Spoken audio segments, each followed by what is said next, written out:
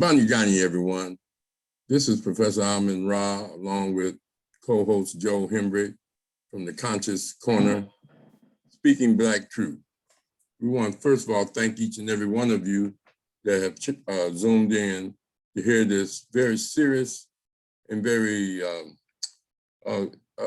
concerning discussion about Black male-female relationships, the challenges, the maintenance, and the development of positive relationships between Black males and Black females. So, first of all, we want to thank Brother Rasaki for this platform, this beautiful platform, and say that you're in the right place at the right time.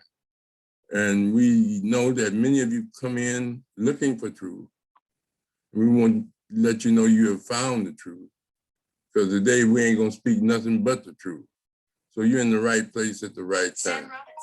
Male-female relationships is one of the most challenging aspects and most important decision that anyone makes with regards to how they're gonna live out their lives.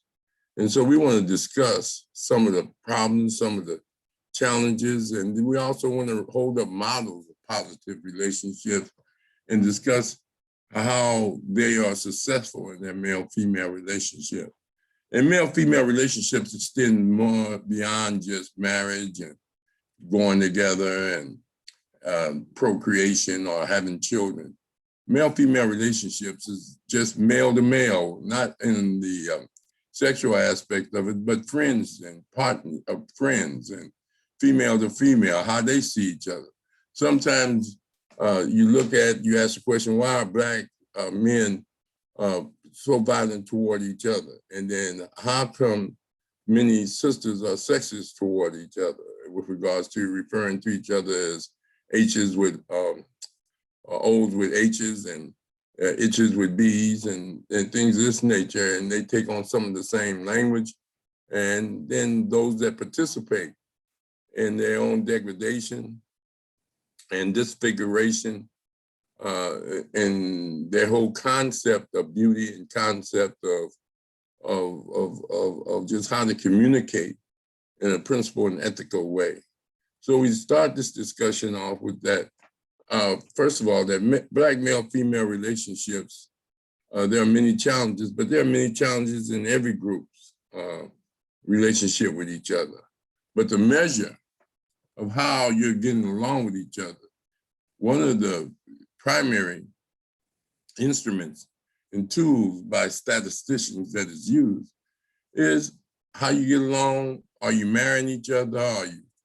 Are you getting along with each other? What is the violence toward each other percentage, and what is the various forms of conflict you have versus the aspects of successful family development or relationship development. And there are many theories out there. Dr. Karenga brought forth that we have a problem with relationship because we're not really having relationships in many ways with Black males and female. We have connections. And he talks about the first one being the flesh connection. And that is that we just attracted to each other based upon sexual activity and just exploit, misuse, and abuse each other's body. And it's all about, you make me feel good, I make you feel good. So it's all about flesh. Then there's the cash connection. If you ain't got no money, you can't get none of this, honey. And that's the attitude some women have, and some men have. It's all about the money. It's all about the cash. Cash, money is the measure of everything in this society. And if you ain't got no money, we can't get along, And I think Juliet Hare once said that, a Black woman really wants is a BMW, not a car, but a Black man working. That's what BMWs stand for. And then there's what you call the force connection, where you use violence. You're gonna love me or I'll kill you. You're gonna be with me. And that mentality of jealousy, envy, possession, and using violence to keep each other together or toward each other. And then the fourth is dependency. You know, I'm with you because I need you, and I need you to take care of me. I need you to want, I'm helpless, and I just need somebody to take care of me. So you're dependent upon that relationship. And so, we look at those dynamics. Then there's what Hakeem Mahanibuchi says with regards to challenges of Black male-female relationship from the Institute of Positive Education. He argued that there are four things that Black people are going through, especially Black women, with regards to male-female relationships and getting along with each other. And one is that many women are so fed up with deceivement and mistreatment that they say, I'll just do without. And he argues that's not natural. And that, there's some people get their heart broken and say, I'll never love again. He said, that's not real. You pick up the bloodstained banner and you keep on marching until you get it correct. And then he also said, then if you can't, the other attitude is that I'll cross over and get involved with a Caucasian or a white man, or a white woman. I'm through with Black people. They mistreat me. So my choice is I'm not going to deal with Black women, or I'm not going to deal with Black men. I'm just going to try to find me a white person or another person outside the race. And then the other point is that a sense of maybe I'll try to find a brother from Africa or from the Caribbean, from Haiti, or things of this nature rather than an African American. And maybe we need to import some Black people from Canada or France or something rather than deal with the African American male. And the other is homosexuality or gayness, and I'll just find another woman, or I'll just deal with men. If you're a man, you say I deal with men. If you're a woman, I deal with female. So those are some of the issues that are brought about. And so we look at the issue of male-female relationship, and we know that there are some positive ones. Our mothers, our fathers, that stuck together through thick and thin. And throughout history, there's been times when a large percentage of us, our goal and the measure of our success is being married and having a family, and those dynamics. So those are certain things. Now, Joe, did you want to add anything? No, brother, I'm listening right along with you. Not yet. What about you, Masinda? Did you Msinda? Do you have a mic? You don't have a mic? Well, he's muted. I wanted to ask you something, Professor Rahh. Mm-hmm. Now, when we look at the value systems of individuals, Mm-hmm. what role does that play in male and female relationships, positively and negatively, the value systems? Well, it depends on your values and your morals. Most people use a Judeo-Christian value system when it comes to male-female relationships. They expect honesty, truthfulness, faithfulness, the same vows that many people do at European design weddings. And they base it off of the media. They get their morals and their expectations off of the media. The others is they judge their mothers and fathers. They look for men. Some women look for men that's like their fathers. Some women look for, some men look for women that's like their mother.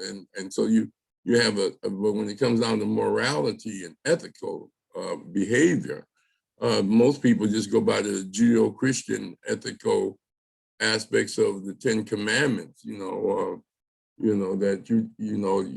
in a capitalist society, your value is that, like Haki said, women don't want to share. They don't want to deal with polygamy, and men don't want to share.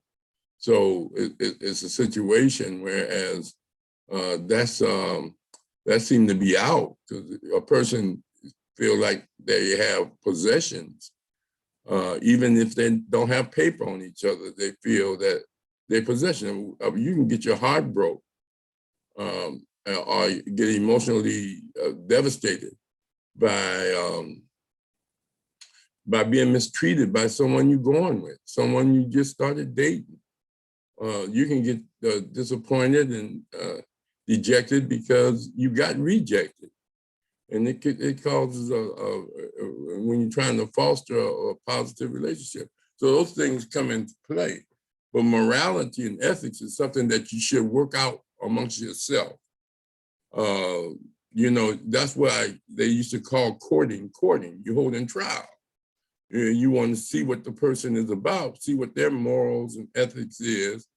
And those that you don't agree with, then you try to work it out. And if you see that the person is not going to give up the morals or the values that they have that you think are problematic, you need to make that decision to try to either deal with someone else, especially some women think they could change you, or some men think they could change a woman. It's like a man who thinks he could change a woman who likes going out, just staying in. And she said, no, I like going out, I like dancing, I like partying, I like drinking. And the same thing with a man. You know, you think you can say, well, I think I can get him off drugs, or I think I can get him where he's not violent, or I think, and so you sometimes spend 10 years waiting on them to change, and they never change. You know, you pray, you hope. So it becomes problematic. But those things, before you make a commitment, a lifetime commitment, or invest an enormous amount of your emotions and heart, you should get your morality, your ethics, and your principles of cooperation and principles of the relationship and discuss these things. Some people just start going together and they never have a deep discussion, and they don't even go into the history of each other. I don't want to know where you've been and what you done did. And I want to know why you think the way you think, you know. And then some people be together with some people and never meet the other people's family. Those things are challenging. But morality and values are something that you should get together before you get into a deep relationship. You know, and define what you think are the values and the morals that you want. But you can't be so rigid. If one out of every 4 men are part of the criminal justice system, you can't say, well, I want a man that has never been arrested, you know, never had no problem with jail. Well, you threw out 1/4 of the men. And then you say, well, I want a man with no children. And then there's a lot of men that have children, but, you know, they didn't stick with that woman and they got children. And, you know, I don't want a man to say, I don't want a woman that got 2 or 3 kids. And so he, you know, and she could have had these kids in high school or had them by didn't intend to, but didn't want to have an abortion. But, you know, I don't want no ready-made family and all those type of stuff. You know, one time through history, people used to say, I want a virgin. That's why they used to go and marry young girls before they, you know, had puberty almost, because they wanted virgins and things of this nature. So there's a lot of confliction that goes on. You know, the whole bartering of people in the South used to, you know, that was their way out of the house. They get married at an early age. They used to get married 13, 14, things of this nature. But, you know, people had jobs, they were farmers, and they just wanted to get away from the pressures of the home. You know, 2 women in the same kitchen can't get along with their mama and stuff. So they just catch the first train smoking and jump on it, even if it's going in the wrong direction sometimes. You know, alcoholic, violence, and you know, you back and forth, mama house, back to him and all of that, have 2 or 3 kids. It'd be a lot of issues that come up. So, but morality and values and communications is something that they should have. Okay. Mm-hmm. What about Mshinga? What about Cherie? You have any questions? Somebody in the chat. Why do you? Let me interject a little something, Brother Rahh. Okay. I'm going to read this chat right quick. Why do you think there is a big push on television supporting interracial and same-sex couples? I'll get to that after Joe. Go ahead, Joe. That was an interesting one you just mentioned. But anyway, once you get into these situations and you haven't did, all the precautionary measures to check each other out, there's two things that must exist if you're going to, stay together, try to build a family and whatever. And that is compromise and respect. If you don't have those two things, you might as well get out of it. But if you can deal with those two things, you can make it work, even if it's not peachy cream, so to speak. And then once children come on the scene and you're with someone, I always tell people, that's when your life is over. Now it's time for those kids. You need to stay together best you can to raise your children. And you can, be mad at each other, but if one is out the picture, what's going to happen to the children? Although there's many, kids that were raised right, by a single parent. But, it's best to have both if you can maintain those two things, compromise and respect, because if parents stay together and they fussing and fighting all the time, that's not good for children either. And I love what Francis Cress Welsing used to talk about. Our sisters don't need to be having kids until they in their 30s. Wait till all your partying and all that is out the way. You can't party all your life, although some people try to do that. But, it comes a time when kids come on the scene, because those first 5 years of a child's life is so important. That's usually the years, that they mold into who they're going to be. And you got to deal with that with kid gloves when you're dealing with children. But, we're so caught up in, the value thing was talked about earlier. And, when you in a system that has certain values, like people see on the television, the radio, the videos, and all of that, you can get kind of twisted because, like going back again, we're all in this Eurocentric thing pretty much. This a European romanticism, everything's romantic and all of that. And, loving with your heart. And I love the quote that Dr. Ben says, the heart don't feel shit. Only thing the heart do is pump blood. It ain't feeling and all of that like, a lot of people tend to think. All that's mine. And they're calling it heart, So, we can get kind of all twisted up and all of these things. In another area, you did speak about it, but you didn't go into Pacific. I remember back in the day, all the sisters was caught up in the soap operas, kind of living to that kind of scenario. And, what happened with Billy Clyde and all these old things. And, it can create a lot of confusion. So, and getting back to the family thing, you're just not checking out the person you're involved with. You got to check out their family, because the apple don't fall too far from the tree. And if you don't do it in the beginning, you'll see it down the road, and it could create problems. So I just wanted to interject that right quick. Okay. I'm going to talk about the commercialism. Okay. Pastor Rahh, Yes. can I ask him to extend that a little bit with the word consideration, could that fit in there?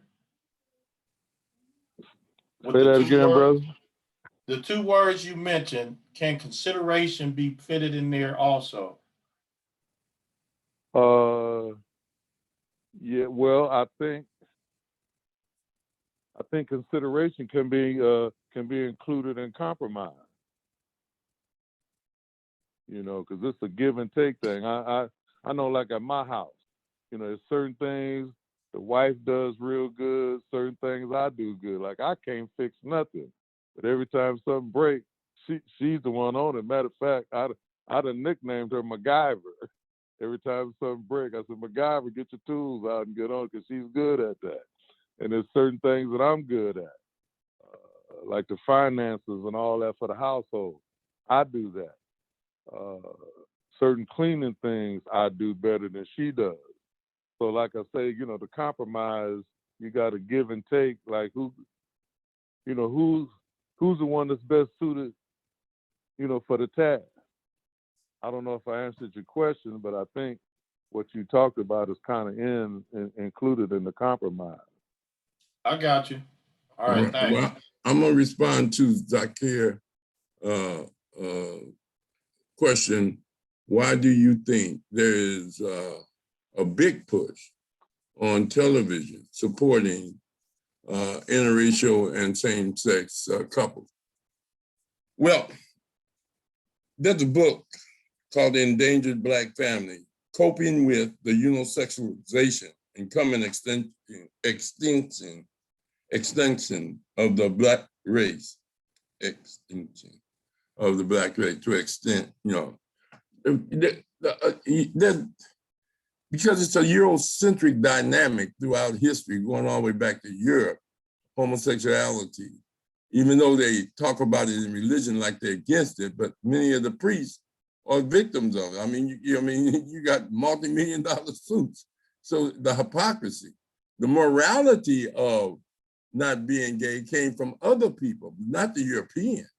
I mean, he's always been bisexual, many of them bisexual, and always raping and mixing with other people, and then saying they want segregation and exploit people. So the contradiction is there, but the mass media is generally ran by people with feminine or homosexual tendencies, and so they have finally got to the point in television that they can put women kissing women and men kissing men, and advertisement about like they saying they want to deal with the drug that stop HIV, but really they're pushing homosexuality, men kissing men, drinking, and women not so much women with the HIV thing. But the point is, in this a whole concept of interjecting that all of a sudden you're not black, you mix. I'm not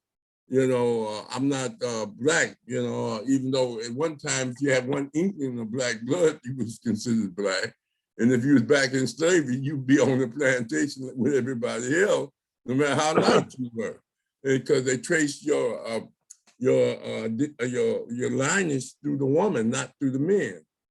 So therefore, because it's traced through the men, you get freedom. But if you trace this through the woman, you black if you were born by a black woman, even if you had a white daddy. So they counted you as black.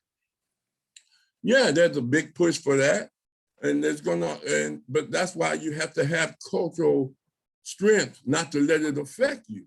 I mean, you see these commercials with white men and black women, and then at the same time, you see this whole movement of white nationalism and white power and discrimination against the same people that they have on TV hugging and kissing and licking on each other's ice cream cone.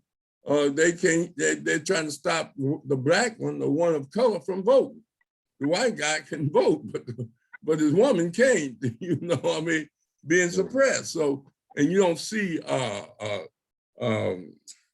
significant amount of people with the observation that you just made, Zakir. Many of the kids that's watching TV think that that has always been like that. That whites and blacks mix until they get out there in society and see that it's not the way they think it is, and until the police stop them and put their knee on their neck, or they get ejected from a job and they don't know why, and they don't want to deal with racism. But racism and demasculinity and being able to say I'm not black, I'm mixed, whatever they would call themselves. They even had a sitcom called Mix It, next to Blackish. What is Blackish? What does that mean? Blackish. I mean, being you is Blackish? No, that's you naturally. And so, we can be too black? Is that what they saying? I mean, you have to deal with those challenges, but there is a serious, and Dr. Julian Hare and Nathan here talked about this back in the early 70s about the endangered black family and coping with sexualization. And it's not about anti-homosexualization, even though that's a part of it. It's about the demasculinity of the black man, the incarceration of the black men and black women, the abuses of them, and turning them inward on each other, and those dynamics. So that's a good question, and I deeply appreciate it. I'm glad you're observant and you see the subliminal suggestion of these like Haki say, going outside the race. To many of your professional athletes, marrying their former slave master's daughter, not even thinking about Emmett Till, not even thinking about Floyd. Throughout our history, there's been black professionals, actors and entertainers that, for whatever reason, married outside the race. And then at the same time, they're very quiet about the challenges. I mean, there was I think Doc Rivers talked about the fact, he's married to a white woman, all the hatred that he receives in his neighborhood. And then, because of him being married to a white woman and things of this nature. But, these are choices people make. I mean, they make fun. You're in prison and you get a pen pal, a white girl bringing you money and bringing you food, and she's there for you and let you parole to her house. I mean, what you gonna do? You're a sister in the projects, and the white guy gonna help you buy a house and you be his mistress, or he just take you in. And I mean, how you tell people don't be involved with those type of relationships? We're not talking about those dependencies and those reconciliation type relationships, but we're talking about an institutional systemic racism where each group frown on each other marrying outside or being with people outside their ethnicity or race. And so that's a challenge. Brother Rahh, conflict. Yes. I'd like to interject something there about the media and why that stuff is out there and it's so intense now. Every commercial you see is about what you were talking about. And I think maybe 5 years ago, it started to really intensify once these white racial groups start raising up and attacking those that run the media. You know what I'm talking about. I think, flooding the market with all of this might have been a ploy to get them off of their back. Because you remember initially when the Trump era kind of started, they were attacking Hebrew temples and stuff all over America, shooting them and all that. And then all of a sudden you see all these commercials showing mixed race and LGBTQ community stuff and all of that. And I just had that thought when I started seeing all that. I said, they trying to get, the folks off their back and onto the people's backs that's doing these other things. That was my take on it. Ain't got to be right. That was just my take. Well, and there's also the forbidden fruit perspective that, you know, I do it because they tell me I can't do it. Jack Johnson, you know, he went to prison behind a white woman. Many of our top athletes, that forbidden fruit syndrome, and look at the Williams sisters. You know, they're marrying outside and having babies outside their race. Some women, when it's coming up in school, they want to get with the light dude with the long hair so I can have a pretty baby. You know, color shock. All those type of things come into play. And the thing is that people learn to love who love them, and that's a challenge. But we're not talking about individual relationships. You know, you're gonna have that. People have always had dealt with people outside their race throughout history or their ethnicity.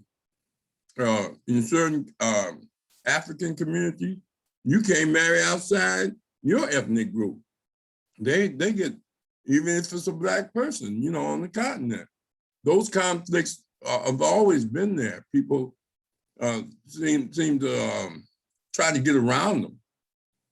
The issue is that what is the challenges that you're going to go through when you do that? You know, do you bring your boyfriend home if you're a man and say, "Mom, I'm gay," or your girlfriend home and say, "Mom, I'm gay"? Or do you bring the white boy home, or, you know, like the guess who coming to dinner syndrome type of situation? So those are psychological issues that happens all the time. People deviate. Most people marry within their own group. Most people are married within their own race and own ethnicity because they have so much in common and similarity. But then there are others that like to venture out and make a transformation and try to be like the person they love, or try to get the person they love to be like them. Any more questions? Okay, Zakia is coming back. Thank you thank you for your response. Okay. What about you, Cherie? Mchinga? Let me just say this. The important things about relationship, you know, and what make your relationship a Black male-female relationship? That's a fundamental question. Well, how do you determine that your relationship is a Black male-female relationship? Are you basing it on being together with white values and a white philosophy of life? Or do you have a definition of a Black male-female relationship? Let me give you an example. In MBT's book, he says, African people, marriage is the focus of existence. It is the point when all the members of the given community meet. The departed, meaning those that have transitioned, the living, and those yet to be born. All the dimensions of time meet there. And the whole drama of history is repeated, renewed, and revitalized. Marriage is a drama in which everyone becomes an actor or actress and not just a spectator. Therefore, marriage is a duty. I want to say that again. Marriage is a duty, a requirement from the corporate society, and a rhythm of life in which everyone must participate. Otherwise, he who does not participate in it is a curse to the community. In other words, you don't exist if you don't procreate and don't get married. Now, how many kids that are Black you think get taught that philosophy? based on the rap songs, based upon Shaft, Superfly, James Bond movies. What is your philosophy? What is the basis of your value system, as Rasaki brought out?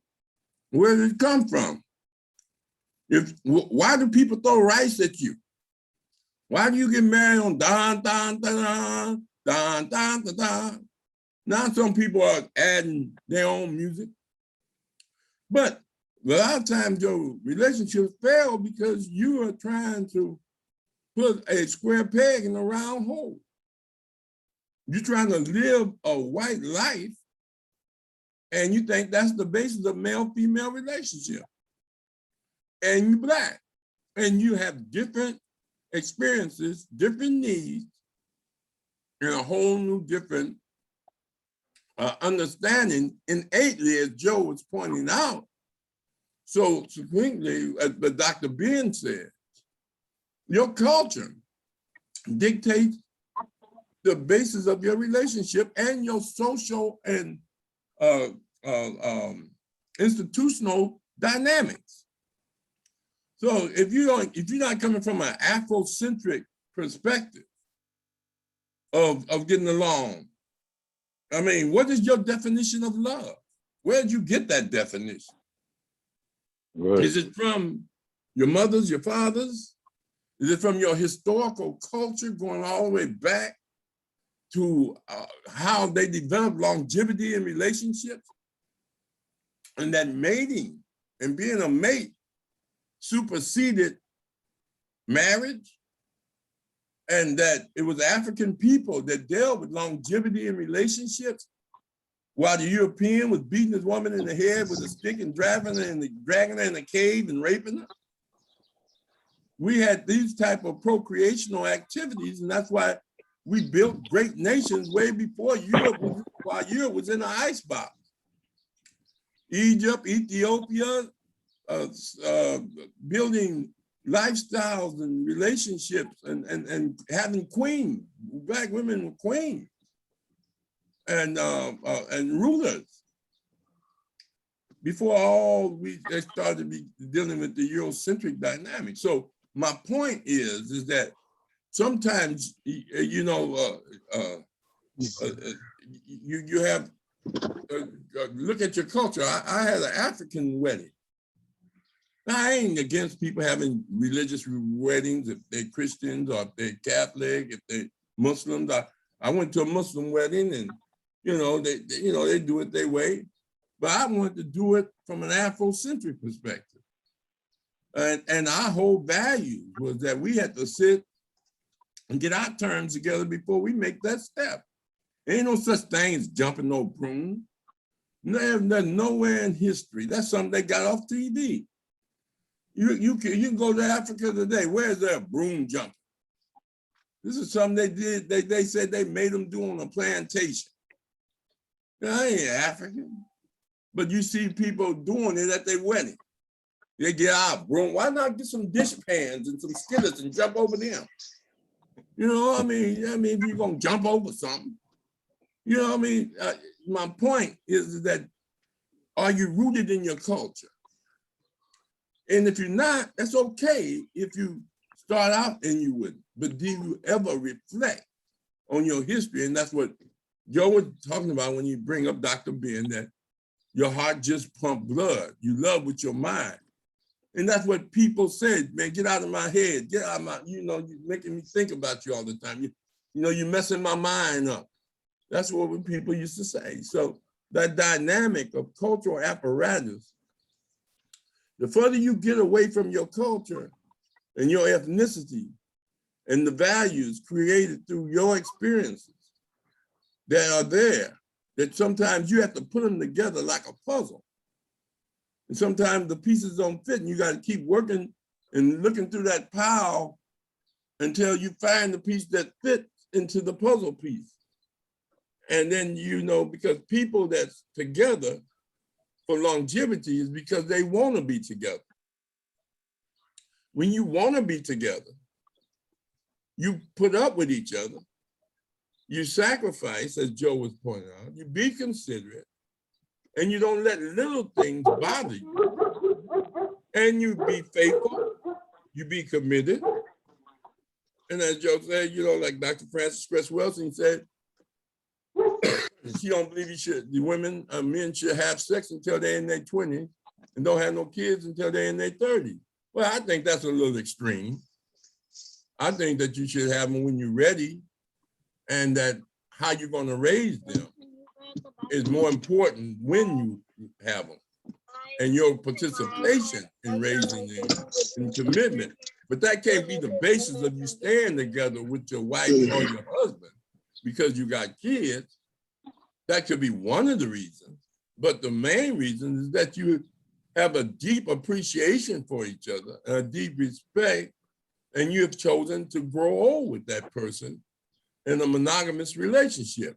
Now, you go back to African culture, there was polygamy, but the women decided the polygamy.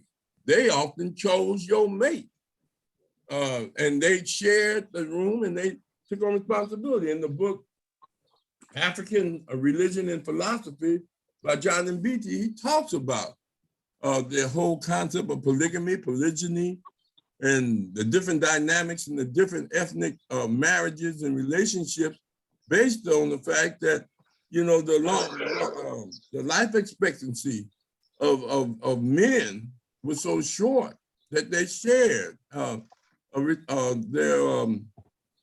Their brother may take on his brother's wife when he got, or if he died. If your brother died, you help and you become her husband. They had to do what they had to do to move civilization up. That's my point. But any other questions? Yes, Rob. Yes. Can you speak about the concept of love? Because a lot of people think, you know, they have a singular thought about love, and they really don't. I mean, I think love needs to be clearly defined or talked about. Can you speak on that? And you too, Well, I accept the Joe? one from our colleague of philosophy that we go by Dr. Karenga offers. Although we can define love in various ways, I want to define it here as an ultimate attentiveness and appreciation that expresses itself in mutual investment in each other's happiness, well-being, and development. The stress here is on mutuality, equality, shared respect, as Joe and you brought up, shared concern for each other, and shared commitment to each other that is deep and enduring, and every day and every hour alert and active for the good. It is within the framework that we established several guidelines for achieving and sustaining the shared good of love and life. And he goes on and he talks about dignity, and he talks about the principles and Guru Sahib and shared aspirations and things of this nature. But that's baby, I ain't got all day. That deep love, you know, from that standpoint. Now, it's an emotional attachment. I mean, you can fall in love not just with another human being. Some people fall in love with their pets. Some people fall in love with their plants. Some people fall in love with objects, you know, a gift somebody gave them, and they take it personal, and it hurts them if they can't find a certain charm or something like that. So, you know, it's an emotional investment, attachment. If you call that loving from that standpoint, or just a deep attachment, but generally love is a mutual. That's why he says it's mutual. You can love things that don't love you back, you know, and so, but he's saying that you must get a mutual. It's got to be an exchange from that standpoint of each other. You can't love people that don't love you. How do you stay with someone that mistreats you, abuse you, beat you, and say, I love you? You know, what kind of love is that? You know, somebody talking about they're gonna kill you if you leave and all that. I mean, you know, those are the challenges. But that's one definition that we offer. Yeah. Any other questions? Y'all are quiet. Remember what I was telling you, Rashaki, it's the hesitancy of getting involved in discussions that affect the quality of life that they have, you know? It's rough, brother. It's really rough, you know? Well, I just don't have a lot of experience in this topic, so that's why I'm probably quiet. But I do appreciate what you said about being in a marriage is, you know, instead of just being like a passerby or, you know, a studio audience person in the cast, you have to be an active, you know, player. You know, it's like camera action, you know, starting to act. You can't just be kind of passive in that situation. So I was able to understand that and everything else you said too. I appreciate that. You know, Okay. So Joe, do you have anything to add to the concept of love?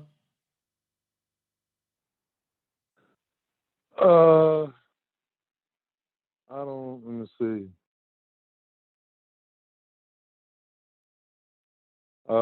Not really on that. I do have something to say in some other areas, probably going back to what we were talking about earlier regarding the values that we're living in and grew up with and surround us daily, along with the assault that is taking place on our people, especially the male. I know one thing that for the last 25, 30 years, you know, with the demise of the black man, which has been always, but in the corporate world, for example, you know, sisters have been elevated. I'm not saying that they're not qualified to be so and whatnot, but it seems, you know, like overwhelmingly they are, you know, elevated over the black man. And then when you have these relationships with people and they're not on that particular level, for example, just like Rahh was saying that, you know, sisters want a BMW. Well, you know, there's other things that you can bring to the situation if you don't have that great paying job if you're a brother. You know, you can be a mentor and raise your children, expose your children to stuff. Like I say, there's different roles, and we got to get out of that traditional role playing situation in order to make it work, because the thing is so jacked up at the moment, so to speak. One thing I try to tell some sisters, just because the brother ain't got that, but he's dealing with his children, he's taking care of his kids and all of that, and not just pimping her, you know, to have a place to stay. I ain't talking about, you know, that type of situation. But brother just might have some bad luck or did something on the job, and, you know, or the people just won't hire him, although they qualify. There's other things that you can do. And then on the other thing, I tell sisters, you know, a lot of times, like back in the day, if a brother's wearing a burlap drawers, you can't, you know, think you're gonna make him wear silk after a few years. You know what I mean? The person is gonna be, you know, who they are, and you know, you marry them thinking you can change them and all that, and you know, this and that. It hardly ever works. And so, you know, like I say, that compromise, you know, that has to be in the play, you know, during a relationship. You know, like you're going out, she may have a car and he don't. So you're gonna look down on the brother because of that. All of these factors, and it all boils down to a lot of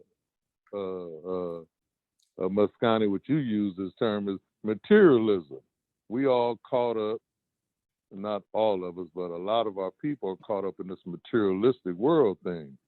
You know, the bling bling and all this and that. I've been watching these ball games and I see some of these brother celebrities sitting along the court. They got enough jewelry around their neck to to buy a country, if the stuff is even real. But these are the areas that our minds go in terms of showing that we're successful in this war that we're in. So there's all kind of factors, but if you don't have a historical cultural base solid to go from, you'll go for anything just about. So that's definitely needed in the household with the kids, so they have a structure coming up. And I just want to make that comment.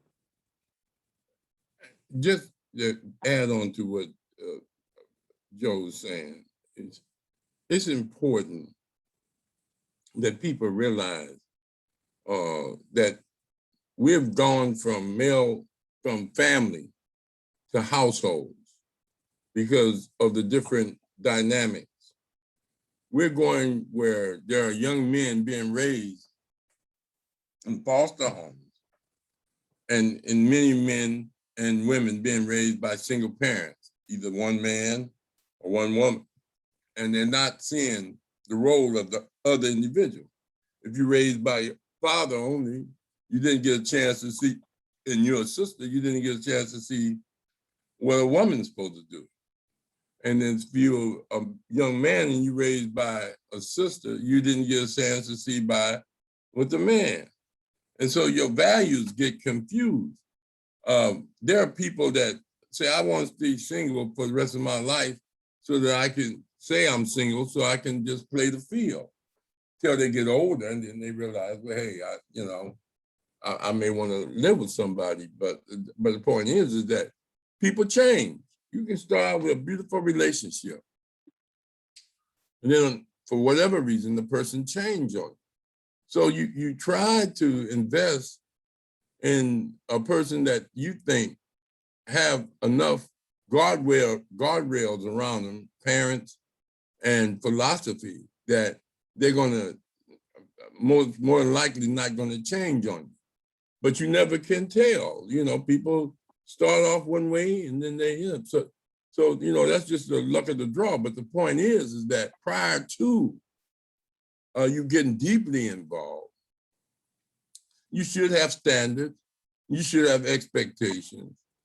And as Joe was pointing out, there are many women, a disproportionate about of women that are graduating from college, and there's a lack of Black males graduating from college.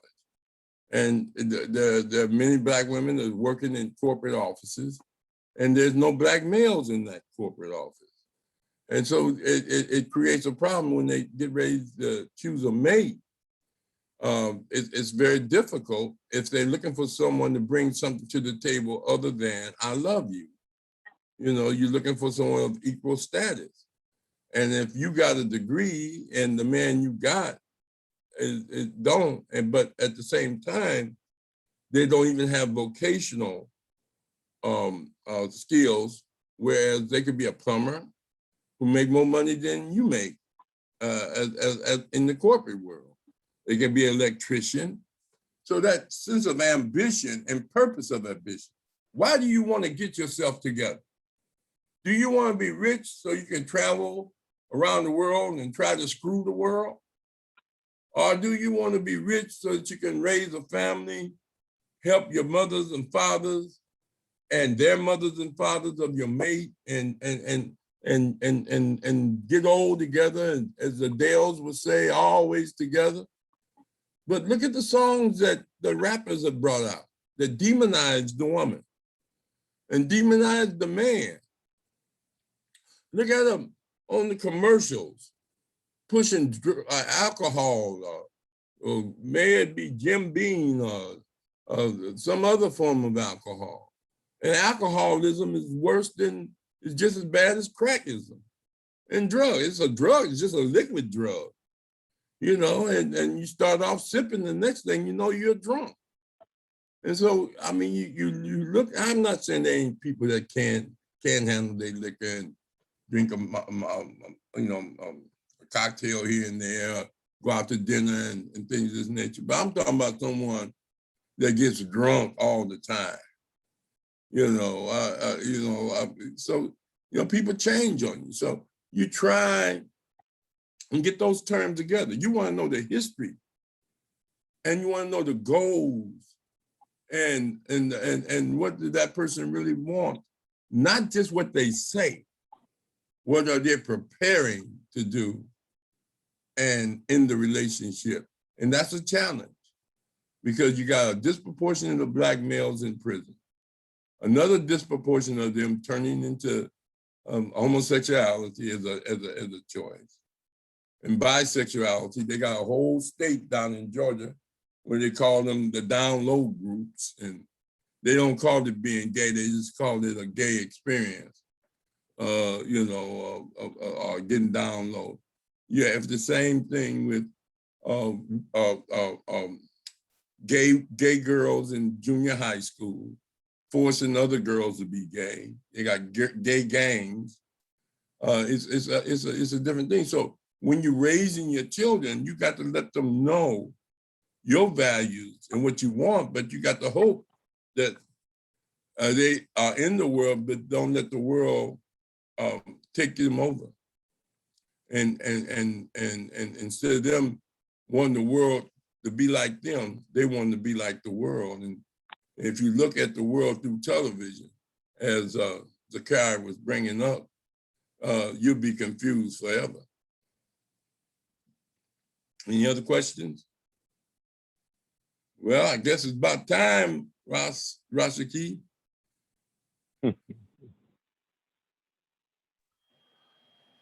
So are we concluding?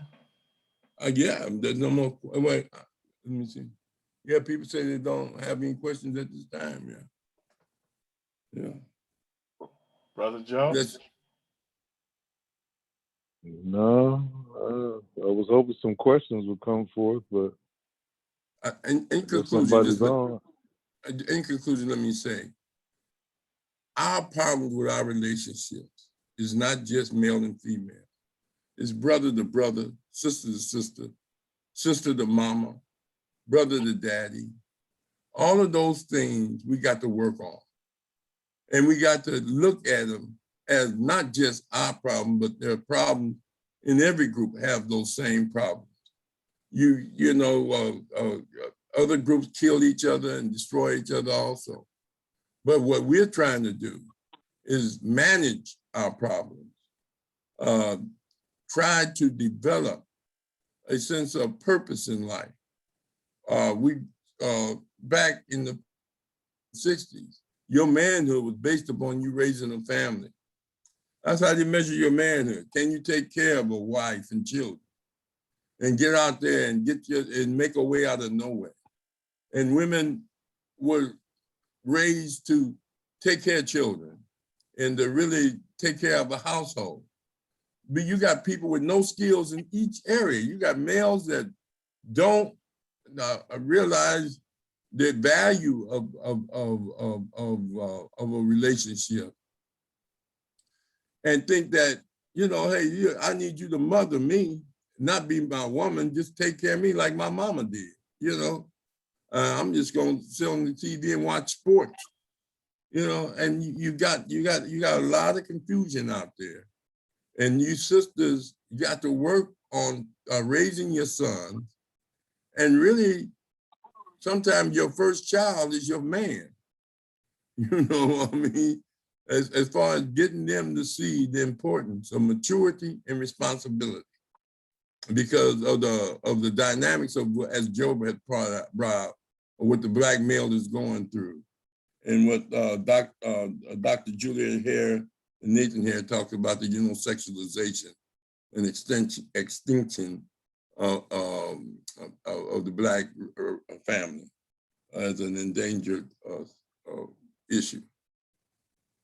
So we work on these problems, but I really suggest that you read and study male-female relationships. That's very important. Don't just think they happen. You work on them, and you really try to see where can we develop principles of cooperation, principles of unity, ethics of love, goals and aspirations, and how do we keep each other happy and engaged? You know, how do you keep your body in shape and your mind in shape so that, you know, you always have energy and you always have time for each other? That's very critical in male-female relationships. Able.